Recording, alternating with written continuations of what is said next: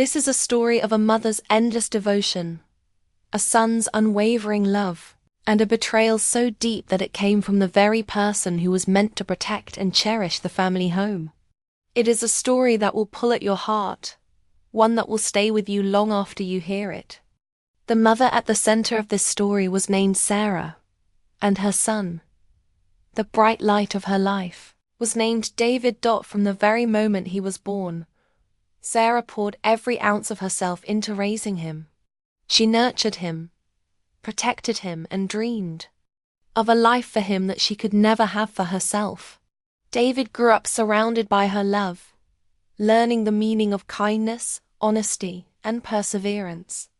As the years passed, he became a compassionate man, a dedicated doctor, and a son who adored his mother more than words could ever capture. Sarah never imagined that the home David would build with his own hands, a place she hoped would always be her sanctuary, could one day become a place of danger and heartache threatened by the very person she trusted to love her as much as he did. This is a story full of lessons about love, sacrifice, deception, and the unbreakable bond between a mother and her child. So settle in, open your heart, and let this story carry you. And if you're new here, we would be thrilled if you subscribed and turned on the notification bell so you never miss a story. If this story touches your heart, don't forget to give it a thumbs up. Our story begins not with the woman Sarah had become, but with the young woman she once was.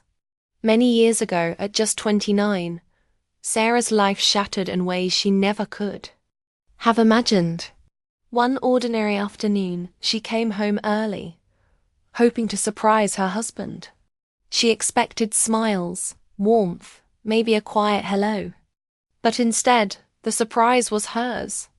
When she entered their bedroom, she found him with another woman, his arm draped around her, their laughter filling the room, sharing a secret that excluded Sarah entirely. The world she knew, once bright and full of color, turned grey in an instant. This was not the first time she had found him cheating. It was the third. The third time her heart was broken, her trust shattered. But this time, she knew she could not let it continue. The divorce that followed was a storm like nothing she had faced. Arguments, bitter words, shouting in front of lawyers and judges, it all drained her, leaving her exhausted in body and soul. Her main concern, above all, was her little boy, David, only 8 years old, who needed her now more than ever. In the end, Sarah won. The judge granted her full custody of David, but the victory felt hollow. On the day the papers were signed, her husband walked out of the courtroom and out of their lives, disappearing completely. No calls, no letters, no birthday cards, nothing. It was as if he and David had never existed to each other at all.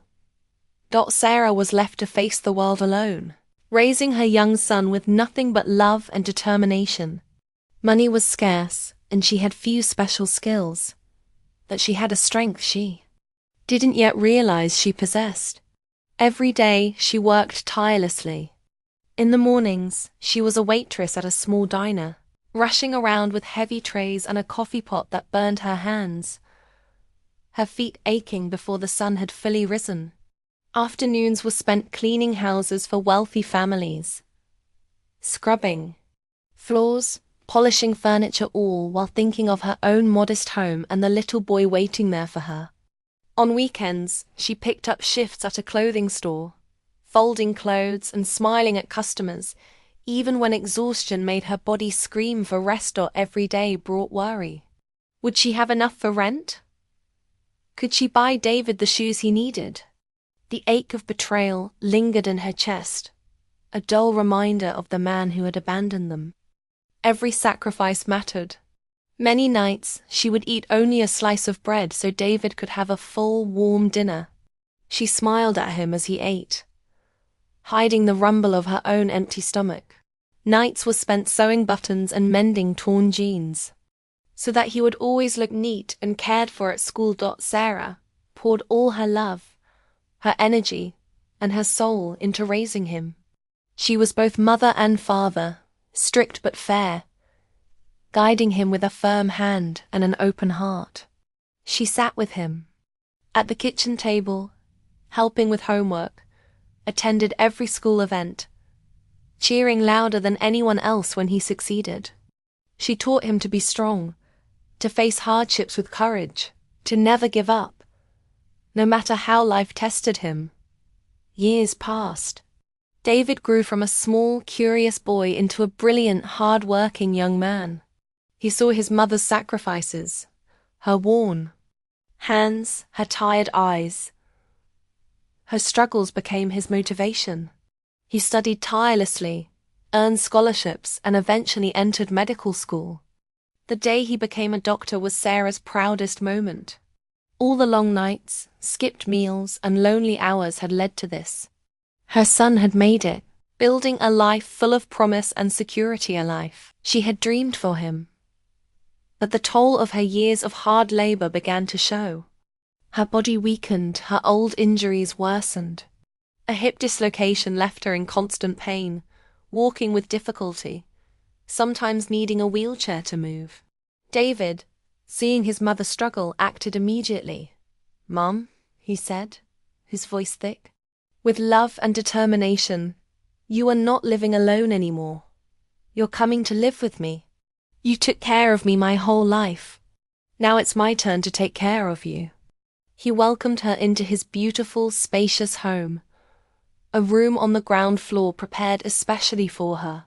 It had a large window overlooking a blooming garden, filled with roses.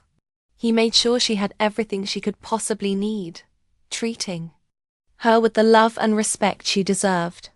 No matter how long his shifts at the hospital, he would visit her first, ask about her day, listen intently, and hold her hand. His devotion was visible, powerful, unwavering. For a while, life was peaceful. Then David met Clara. She was beautiful, intelligent, charming, and seemed to adore him. When she first met Sarah, Clara was warm, respectful, and attentive. She called Sarah Mum, sat and listened to her stories, laughed at her jokes, and shared sweet moments that made Sarah believe she had found the perfect daughter in law. Before marrying Clara, David took her aside for a serious conversation. He held her hands, looked into her eyes. "Clara, I need you to understand something," he said. "My mother is my world. You know her story, her sacrifices. Now that she needs us, I will never let her down. I need to know that you will truly love her, care for her, and treat her like your own mother." Clara smiled, soft and sincere.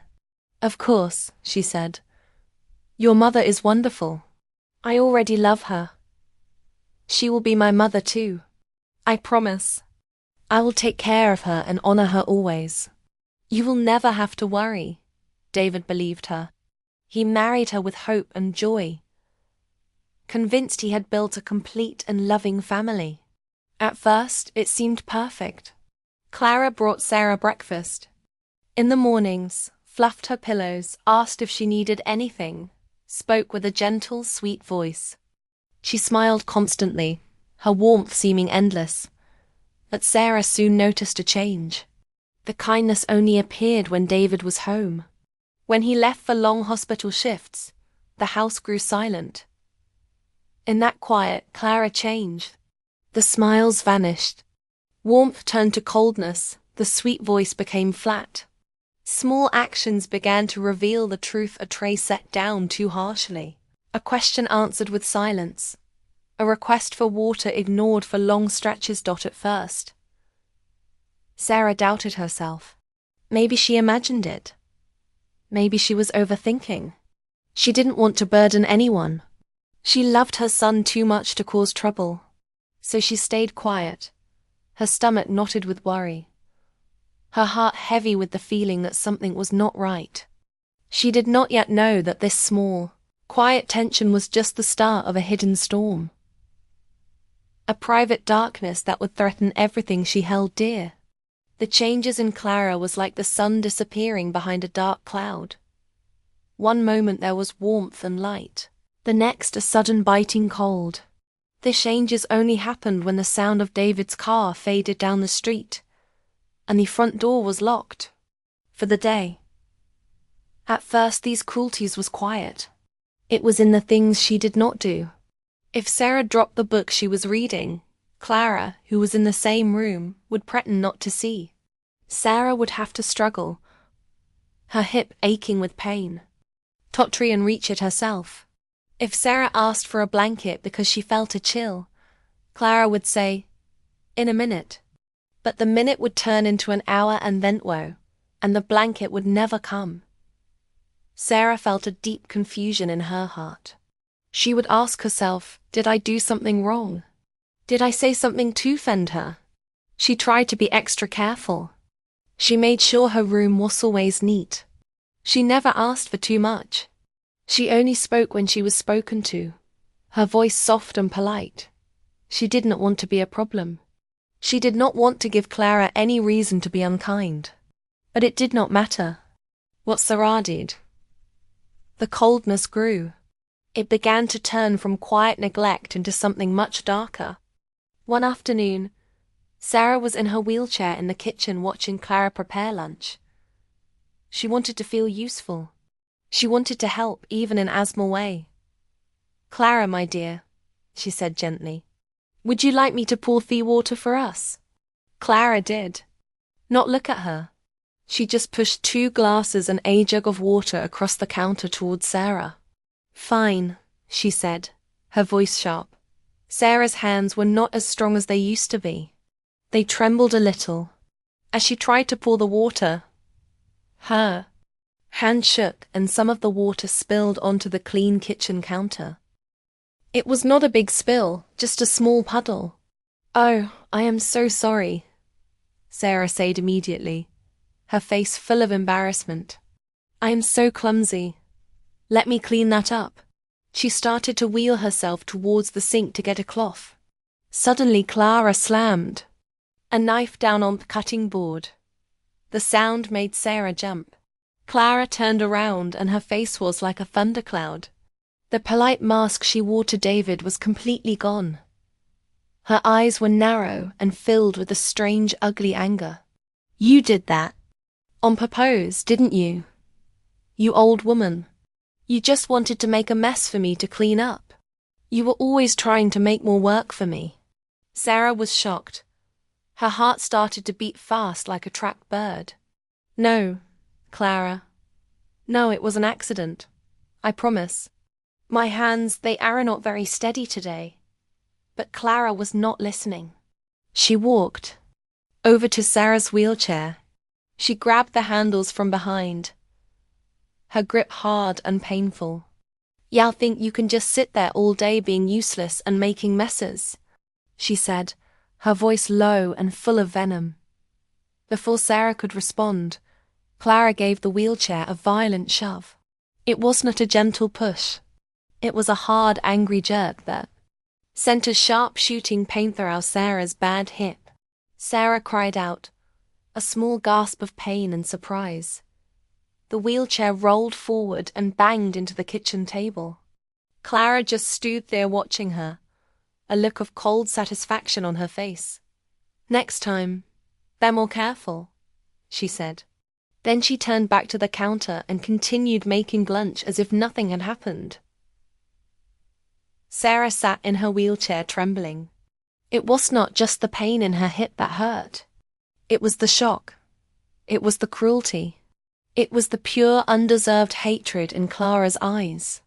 That day, Sarah understood this was not a misunderstanding. This was not because Clara was having a bad day. This was something else. This was real. The abuse became a regular part of her life. It happened whenever David wasn't home. Sometimes Clara would forget to give Sarah her lunch.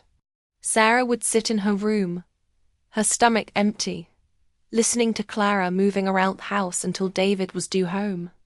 Then, just before he arrived, Clara would rush in with a tray, smiling sweetly and saying, "Here you go, Mom Sarah. I made your favorite soup." Other times, Clara would hide her medication.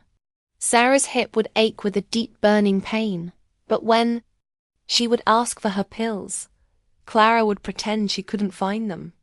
"Oh, I don't know where they are," she would say with a shrug. "You must have misplaced them." Then, hours later, the pills would magically appear, right where they were supposed to be. The pushing Elsa continued. If Sarah was in the way, Clara would not ask her to move. She would just shove her wheelchair hard. Every time it happened, a jolt of pain would go through Sarah's body. She began to live in a state of constant fear, always watching, always waiting for the next act of cruelty. Her beautiful new room began to feel like a prison. She cried every night, silently into her pillow. She wondered what she had ever done to deserve this. Her life had been so hard, and she thought she had finally found peace and safety in her sonship. But now she was more alone and more scared than she had ever been. One day, Sarah decided she could not bear the silence any longer. She had to know. She had to understand where all this hatred was coming from. She waited until Clara came into her room to collect her laundry. Her heart was pounding in her chest, but she took a deep breath and spoke. "Clara," she said, her voice shaking just a little. "Can I please ask you a question?" Clara stopped and turned, her arms full of clothes. Her face was impatient. "What is it? I need to know. What have I done to you?" Sarah asked, tears welling up in her eyes. "Why do you treat me like this? Why do you hate me so much? I haven't ever tried to be kind to you. I welcomed you into our family with all my heart." Clara looked at Sarah, and then she did something that chilled Sarah to Theban. She laughed. It was not a happy laugh. It was a cold, mocking sound. "You think I'm a fool, don't you?" Clara said, dropping the laundry onto the floor. She took a step closer to Sarah's wheelchair. "You think that old, sweet, helpless mother-in-law trick can fool? I know you're kind. All of you are the same my kind," Sarah whispered, completely confused. "I don't understand. Mothers-in-law." She spat the words out like they were poison. "You are all wicked. You pretend to be kind. You pretend to be loving, but it's all an act. You just want to control your sons. You want to ruin their marriages. You want to turn them against their wives. My own mother warned me about women like you. She told me that the day a mother-in-law shows you the most kindness is the day you should be the most afraid, because that is when she is planning her attack." Sarah stared at her horrified. "No," she said, shaking her head. "That is not me. I would never do it. I love my son more than anything, and I am so happy that he has found you. I just want him to be happy. That's all I have ever wanted." Clara laughed again. "Save your lies, old woman. I will not give you the chance to poison my husband's mind against me. I will not let you control my house. This is my home now, and you are just a guest there. A guest who is going to learn her place." With that, she turned and walked out of the room, leaving the laundry on the floor. After that day, things got even worse. The cruelty was no longer hidden. It was open and deliberate. Clara made sure, as Sarah felt miserable every single moment, that David was not there. She would serve her tiny portions of food, not enough to fill even a small child. She will talk to her friends on the phone right outside Sarah's room, saying loud, hurtful things like, "Oh,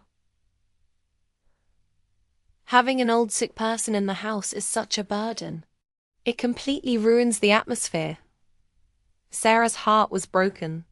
The physical pain was terrible, but the emotional pain was 1,000 times worse. She felt like she was drowning in sadness, The only thing that kept her going was seeing David in the evenings. When he would walk into her room, his face tired but always smiling for her, she would push down all her pain and fear. She would smile back at him. She would ask about his day. She would pretend that everything was perfect. She could not tell him the truth. She was too afraid. She saw how much he loved Clara. If she told him, what would happen? He would be torn between his wife and his mother. Their home, which was his happy place, would be filled with fighting and anger. She could not do that to him. She had spent her whole life protecting him from pain. She would not be the one to cause it. Now, but one evening Clara made her fear even greater. She came into Sarah's room after a particularly bad day. She had pushed Sarah so hard that Sarah's head had hit the wall. Clara leaned down, her face just inches from Sarah's. Her eyes were as cold and hard as stones. "I know you are thinking about telling him," Clara whispered, her voice a deadly hiss. "I see it in your pathetic water eyes. But I am warning you. If you ever say a single word of this to David, if I even suspect that you have told him anything, I will make sure you regret it."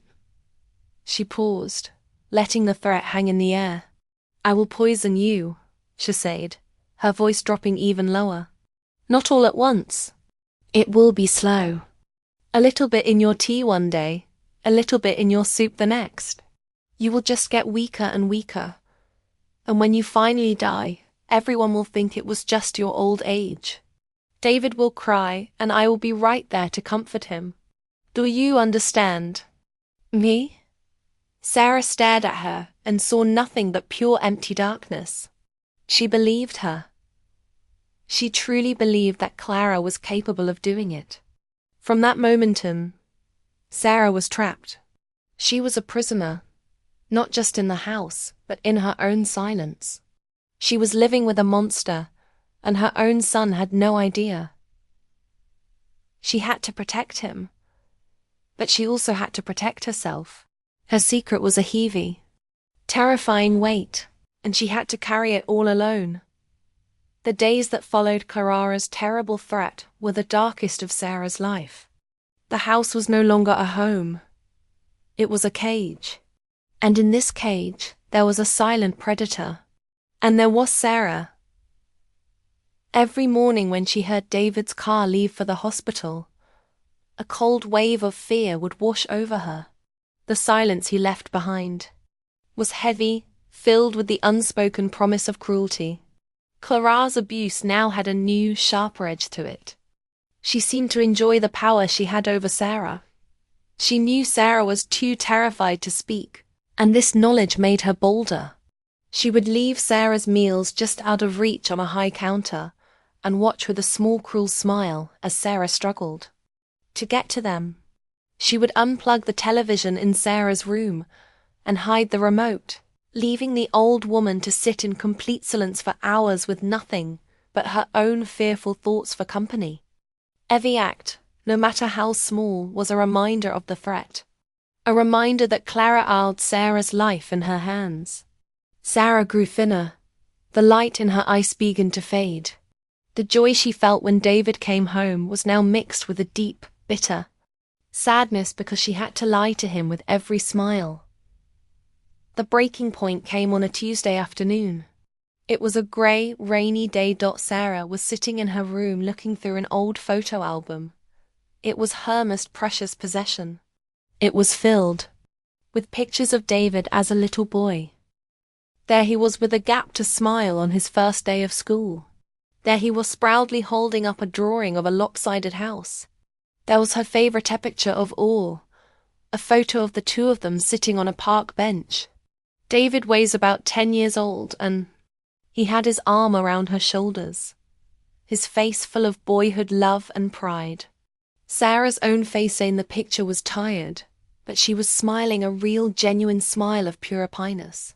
She held the album in her lap, her trembling fingers tracing the face of her little boy. This album was the story of her life's greatest work. It was the proof of her sacrifice and the proof of their unbreakable bond. Clara came into the room without knocking. She was holding a glass of water. "Here," she said, her voice flat, and she put the glass down on the small table next to Sarah. As she turned to leave, her eyes fell on the open photo album in Sarah's lap. She stopped. She looked at the picture of Sarah and young David on the park bench. A strange, ugly sneer twisted her lips. "Still living in the past, I see," Clara said, her voice dripping with contempt. "Back when you were the only woman in his life. You must hate me for taking that away from you." "That's not true," Sarah whispered, clutching the album tightly. I am so happy he has you." Clara let out a short, nasty laugh. "Oh, please." She reached down, and before Sarah could react, she picked up the glass of water. With a deliberate, steady hand, she poured the entire glass of cold water directly onto the open page of the photo album. The water soaked into the old paper, blurring the faces, turning the precious memory into a watery, distorted mess. Sarah gasped. It felt as if the water had been thrown directly into her heart. "No," she cried out, her voice full of anguish. "Why? Why would you do it? Just a little spill," Clara said with a shrug. Placing the empty glass back on the table, she looked down at the ruined photograph, a look of triumph in her eyes. Then she turned and walked out of the room, leaving Sarah alone with the wreckage of her most cherished memory. Sarah stared at the blurred picture, and something inside of her finally broke. It was not just a photograph. It was a symbol of her entire life, of her love, of her sacrifices. And Clara had destroyed it with no more thought than she would give to stepping on an insect. In that moment, Sarah realized that her silence was not protecting David. Her silence was allowing this evil to grow, to fester in his home. This poison that Clara had threatened her with was already here. It was a poison of hatred and cruelty, and it was seeping into the every walls of the house her son had built. She had to protect him, not from the truth, but from the lie he was living. Her fear for herself was still there, a cold, hard knot in her stomach. But her love for her son and her need to protect his goodness was finally truly stronger. That night she waited. She lay in her bed, her heart pounding a slow, heavy rhythm against her ribs. She heard David come home. She heard him and Clara talking and laughing in the kitchen. The sound which used to bring her comfort now sent a shiver down her spine. Latish heard their footsteps go upstairs. The house grew quiet. An hour passed, then another. Finally, she heard a soft knock on her door. It was David coming to say goodnight, just like he always did. He came in and sat on the edge of a bed. "Hey, Mom," he said softly, his face tired but still so full of kindness. "How are you feeling tonight? Did you have a good day?" Sarah looked at her son, her wonderful, good-hearted son, and the lie caught in her throat. She could not do it anymore. Tears began to well up in her eyes. David's smile faded. His doctor's instincts took over. He saw the genuine distress in her eyes, the trembling of her lip. This was more than just her usual pain. "Mom, what is it? What's wrong?" he asked, his voice full of concern. He took her small, frail hand in his. Sarah took a shaky breath. It was the hardest thing she had ever had to do. "David," she began, her voice a raw whisper. I need to ask you something. Are you happy, my son? Are you truly happy?" David was confessed. "Yes, of course I'm happy. I have a great job. I have a beautiful home. I have you and I have Clara. Why would you ask me that?" This was it. The moment had come. David, she said, her eyes pleading with him to believe her. Clara. She is not who you think she is. David's brow furrowed. He looked completely baffled. What are you talking about, Mom? Clara is wonderful. She loves you. She takes such good care of you. The tears began to fall freely now, rolling down her wrinkled cheeks. No, son. No, she doesn't. That icily for you to see. When you are not here, when we are alone, she is a different person. David pulled his hand away slowly. A look of disbelief was hardening his face. A different person? What does that mean? Sarah's voice was breaking with every word. She is cruel to me, David. She pushes me. She hides my medicine when I am in pain. Sometimes she does not give me food. Today she destroyed the picture of you and me in the park. She poured water all over it right in front of me. David just stared at her, his mind reeling. This made no sense. It was impossible. The loving, gentle Clara he knew could not be the same person his mother was describing. Mum, maybe you misunderstood. Maybe it was an accident. Clara would never. It was not an accident, Sarah said. A lifetime of pain and fear finally spilling out. And there is more, David. There is something else. Something terrible. She was sobbing now, her whole body shaking. She threatened me. She said that if Eva told you the truth, she would poison me a little bit. At a time so that no one would know. So that you would think I just died because I was old. Fluid poison hit David like a physical blow. He felt the air leave his lungs. This was not a misunderstanding. This was not confusion. This was a specific horrifying accusation. He looked at his mother, his frail, weeping mother, and then he thought of his wife, the woman he loved, the woman asleep in their bed upstairs. His world was tilting on its axis. A hot, blind rage began to boil up inside him. He was a doctor. His life was about saving people, protecting them, and his own mother under his own roof was telling him she was in danger. He did not think. He only reacted. He stood up, his face a mask of fury. "I'll be right back," he said, his voice dangerously quiet. He stormed out of their room and up the stairs. He went into their bedroom and flicked on the light. Clara woke up with a start, blinking in sudden brightness. "David, what's wrong?" she asked, her voice sleepy. "Get up," he said, his voice shaking with rage. "Get up right now." He told her everything. He repeated every word his mother had said. The pushing, effort, the destroyed photograph, the final, terrible threat of poison. As he spoke, Clara's face transformed. It was a masterful performance. The sleepiness was replaced by a look of utter shock and disbelief. Then her eyes filled with tears. She began to cry, not loudly, but with deep, heartbreaking sobs. "David, no!" she wept, clutching the bedsheets. How could you even think these things? How could she say these things? She looked at him, her face a perfect picture of a wounded, innocent victim. "David, my love, I know this is hard for her. I know it is. She had you all to herself for so many years, and now I am here. She must feel like I'm taking you away from her. I have tried so hard to be her friend, to make her feel loved. I thought we were getting along."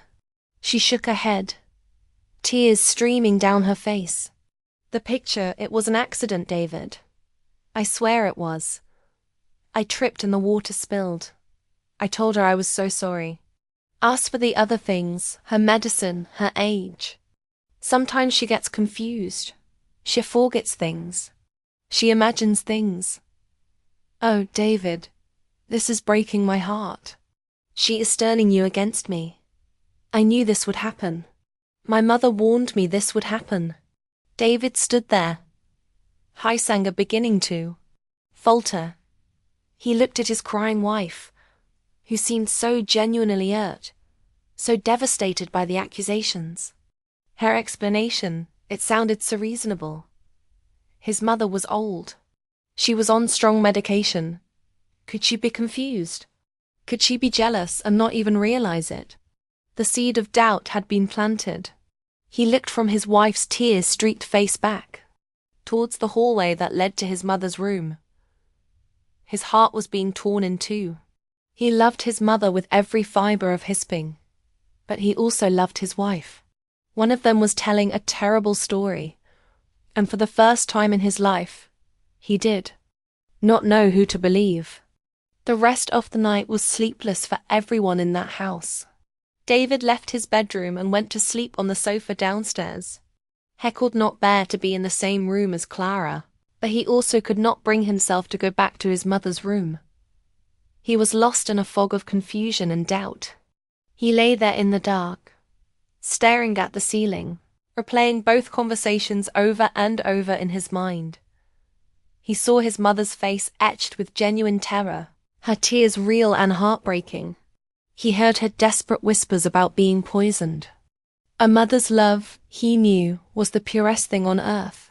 His mother had never lied to him, not once in his entire life.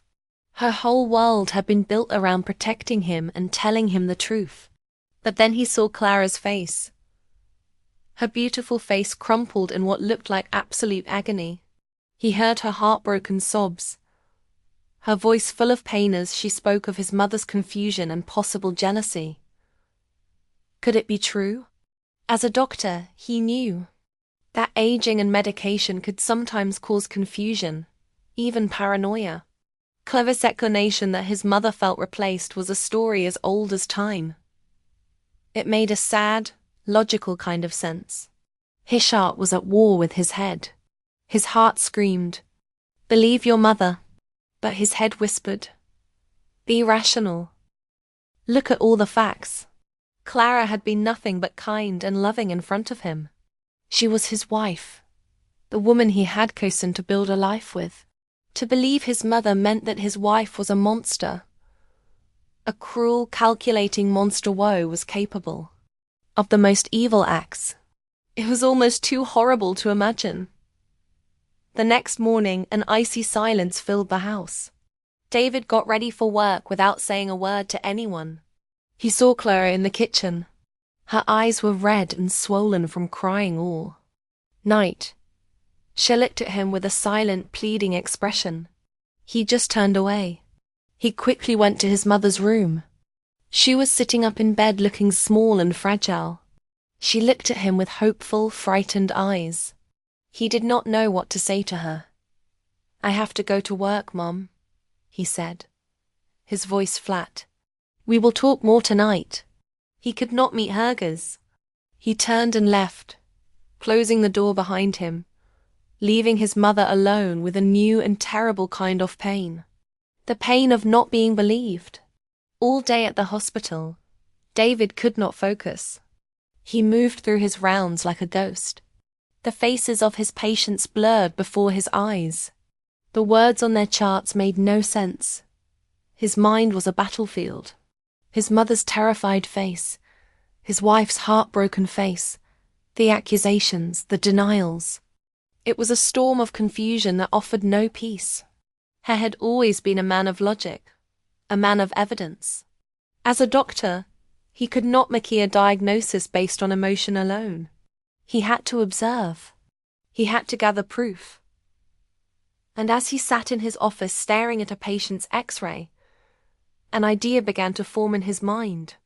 An idea that made him feel sick to his stomach, but one he knew he had to follow.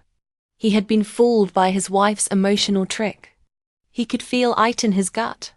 His mother had never given him any reason to doubt her. Clara, on the other hand, her performance last night had been almost too perfect, too practiced. He had been so overwhelmed, so caught between them that he had let her plant a seed of doubt. But now, in the clear, cold light of day, his instincts were telling him something was terribly wrong. His mother was not confused. She was scared. And her son had walked away from her when she needed him most. The dot filled him with a deep, chilling shame. He looked at that clock on the wall. It was just after lunchtime. He made a decision. He walked out of his office, told the head nurse that a family emergency had come up, and he walked out of the hospital. He got into his car, but he did not drive home. Not right away. He drove to a nearby electronics store.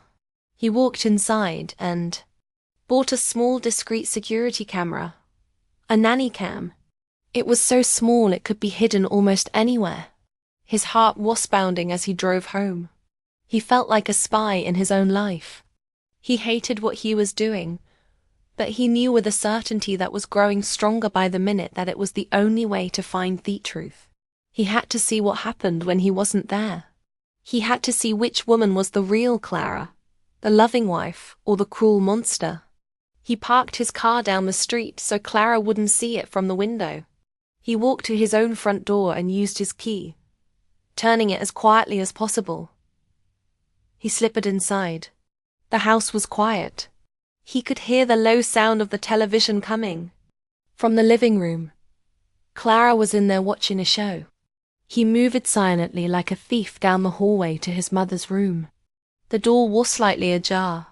He pushed it open just enough to slip inside, his heart in his throat. His mother was asleep in her bed, her breathing soft and even. He felt a wave of love and guilt wash over him. He quickly looked for a place to hide the camera. He saw a bookshelf filled with his mother's favorite novels. It was perfect. He placed the tiny camera behind a row of books, making sure the small lens had a clear view of the entire room, especially his mother's bed and the area around her favorite wheelchair. He quickly connected it to an app on his phone. The step was complete in less than 2 minutes. He took one last look at his sleeping mother, his heart aching. "I'm sorry, Mom," he whispered so quietly that it was not even a sound. "I will fix this. I promise." He slipped back out of the room, and then out of the house just as quietly as he had come in. He got back in his car, drove around the block and went back to the hospital.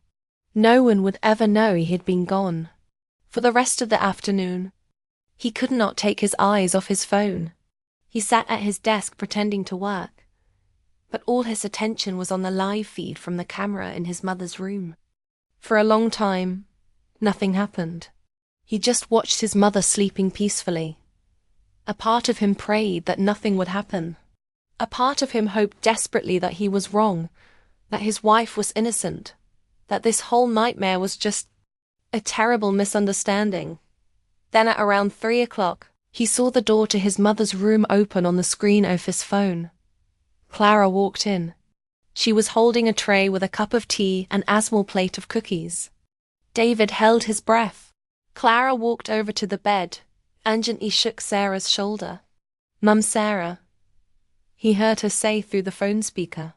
Her voice was the sweet, gentle voice he knew so well. "Wake up, dear. I've brought you some tea." Sarah woke up slowly. She looked at Clara, and David could see the fear in her eyes, even on the small screen. "Thank you, Clara," Sarah said, her voice weak. Clara placed the tray on the bedside table. "You must feel so weak after all the drama last night," Clara said, her voice full of fake sympathy. "It's so important you keep your strength up." Then Clara did something that made David's blood run cold. She reached into the pocket of her apron. She pulled out a small unlabeled bottle filled with a clear liquid. David's eyes widened. He sat bolt upright in his chair, his heart hammering against his ribs. Clara unscrewed the cap. She looked at Sarah and the sweet, caring mask dropped from her face. It was replaced by the same cold, cruel sneer Sarah had described. "You thought you could win, didn't you?" she hissed, her voice a low, venomous whisper that the microphone picked up perfectly. "You thought you could turn him against me, Dot. You are a stupid old woman." He was confused for a moment. But he loves me. He will always choose me. Sarah started to shake her head, her eyes wide with terror. No, please. I warned you, Clara continued, her voice devoid of all emotion. I told you what would happen if you opened your mouth. Now you are going to drink this tea. All of it. It's the first dose. It won't do much. It will just make you feel a little more tired, a little weaker. David will think your health is just getting worse, and every day I will give you a little more, and he will watch you fade away, and he will never ever know it was me. She picked up the small bottle and tilted it over the teacup. A few drops of the clear liquid fell into the hot tea. Sarah began to struggle. No, get away from me, don't, she cried, trying to push herself away. Oh, stop fighting, Clara snapped. She put the bottle back in her pocket and grabbed the teacup. She held it with one hand, and with the other she reached for Sarah, trying to grab her face, trying to force her to drink. You will drink this. You brought this on yourself.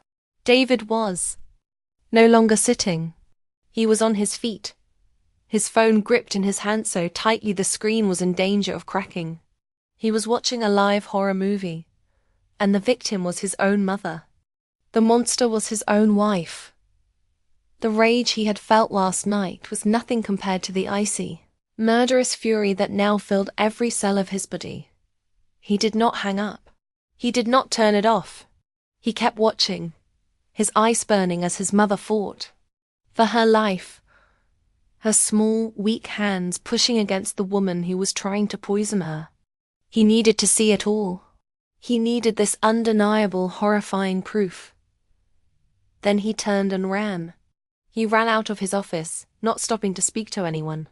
He ran through the hospital corridors, past shocked nurses and patients. He ran out of the building into his car. He fumbled with his keys, his hands shaking with rage. He got in the car and he drove, his foot pressing the accelerator to the floor. He was not just driving home. He was going to save his mother, and he was going to make sure that the woman he once called his wife would pay for what she had done. David drove faster than he had ever driven in his life. The world outside his car was a blur of colors and shapes. The only thing that was clear was the image on his phone, which he had propped up on the passenger seat. The live video feed was still playing. He could see his mother, his frail, beloved mother, fighting with a strength born of pure terror. She was twisting her head from side to side, her lips sealed tight, her small hands pushing weakly against Clara's arms. Heckled hear Clara's voice, a low, angry hiss. Drink it. Just drink it, you stubborn old witch. Every second that passed felt like an hour. David's heart was a drum beating a frantic rhythm of rage and fear. Rage at the woman he had trusted. The woman he had loved, who was now revealing herself to be a monster. And fear, a cold, terrifying fear Faith would be too late. He gripped the steering wheel, his knuckles white, and pushed the car to go even faster. He did not care about traffic laws. He did not care about anything but getting home. Finally, his street came into view. Hess screeched the car to a halt right in front of his house, not even bothering to park it properly. He did not turn off the engine. He did not take the keys. He threw the car door open and ran. Hess sprinted up the walkway to his own front door, the place that was supposed to be a sanctuary, a place of peace and love. He fumbled in his pocket for his keys, his hands shaking too much to fit the key into the lock. With a roar of pure frustration and fury, he gave up on the key. He drew back his foot and kicked the door with all his strength. The wood splintered around the lock, and the door flew open, crashing against the inside wall. He burst into the house and ran down the hallway to his mother's room. The scene that met his eyes was exactly what he had been watching on his phone, but 1,000 times more horrifying in real life. Clara had his mother pinned against the headboard of the bed. One of her hands was tangled in Sarah's soft silver hair, forcing her head back. Her other hand was holding the teacup, trying to press it against his mother's struggling lips. Sarah was making small, desperate, muffled sounds, her eyes wide with mortal terror. She saw David in the doorway, and her eyes screamed a silent mess of both relief and horror. When Clara heard the door crash open, she froze. For a split second, she did not move. Then she slowly turned her head. When she saw David standing there, his face was not something she recognized. That it was not the face of her kind, loving husband. It was the face of a stranger. A face contorted with a rage so pure and so cold it was terrifying. His eyes were like burning coals. The teacup slipped from Clara's fingers and crashed to Thefla, shattering into a dozen pieces, the poison tea, splashing across the carpet. The spell was broken. Clara's face instantly transformed. The cruel, angry mask vanished and the pathetic, weeping victim from the night before reappeared. Tears instantly filled her eyes. She let go of Sarah and took a step back, her hands held up as if in surrender. "David, please," she cried, her voice a perfect imitation of shock and confusion. "Oh, thank God you're home. It's not what it looks like. I was just trying to get her to drink her tea. She was having one of her episodes. She was confused and fighting me. I was only trying to help her." It was the same emotional trick, the same desperate play for his sympathy. But this time it had no power. This time he had not just heard a story. He had seen the truth with his own eyes. David did not look at Clara. He walked past her as if she was not even there. He went straight to his mother. He knelt by her bed, and, gently with hands that were now soft and shaking with relief, he smoothed back her hair. "Are you okay, Mom?" "You whispered." His voice choked with emotion. "Are you hurt?" Sarah was screaming, deep, shuddering sobs of a terror that was finally over. She threw her weak arms around his neck and held on to him as if he were the only solid thing in a world that had been spinning out of control. "My son," she wept. "My son." He held her for a long moment, just reassuring himself that she was real, that she was safe. Then he gently laid her back against the pillows. He stood up and turned to face his wife. Clara was still crying, still trying to play her part. "David, please," she begged, taking a step towards him. "You have to believe me. She's not well. She's making it all up." David held up his hand, and the single simple gesture stopped her in her tracks. His face was calm now, but it was a dead, frightening calm. "Don't," he said, his voice dangerously low. "Don't say another word. Not one more lie." He pulled his phone out of his pocket. He turned the screen towards her. On it, the video was still playing, rewinding to the moment she had taken the small bottle from her pocket. He pressed play. Clara's own voice filled the silent room. Her cold, hissing, venomous voice. "You thought you could win, didn't you? I warned you. Now you are going to drink this tea. I will give you a little more every day, and he will watch you fade away, and he will never ever know it was me." The color drained from Clara's face. The fake tears dried up instantly. Her mouth fell open. The performance was over. The truth was there. On the screen, undeniable and ugly. She had been caught, completely and utterly caught. Her face changed one last time. The innocent victim disappeared, and in its place was a look of pure cornered panic. "David, no. Please," she stammered. Her real voice, a voice of fear, finale emerging. I was just trying to scare her. I wasn't really going to hurt her. I swear. I love you. Please don't do this." David just looked at her. His eyes filled not with rage anymore, but with a deep, profound disgust. He could not believe that he had ever loved this person, that he had ever shared his life, his home with such a dark and twisted soul. He saw his mother, his wonderful self-sacrificing mother, who had endured this torment in silence to protect his happiness. And he felt the last piece of his love for Clara turn to dust and blow away. Without taking his eyes off her, he dialed a number on his phone. "Who were you calling?" Clara whispered, her body starting to tremble. "The police," David said, his voice as cold and hard as steel. He put the phone to his ear. "Yes, hello. I need to report an attempted murder." Clara let out a wail of despair. She fell to her knees, crawling towards him, grabbing at his legs. "No, David. Please don't ruin my life. We can fix this. I'll do anything. Please, I'm your wife." David looked down at her, his face unmoved. "You stopped being my wife the first time you laid a hand on my mother." The police arrived quickly. They saw the shattered teacup on the floor. They saw the terror on Sarah's face. And they watched the video on David's phone. Clara was arrested, still sobbing and begging.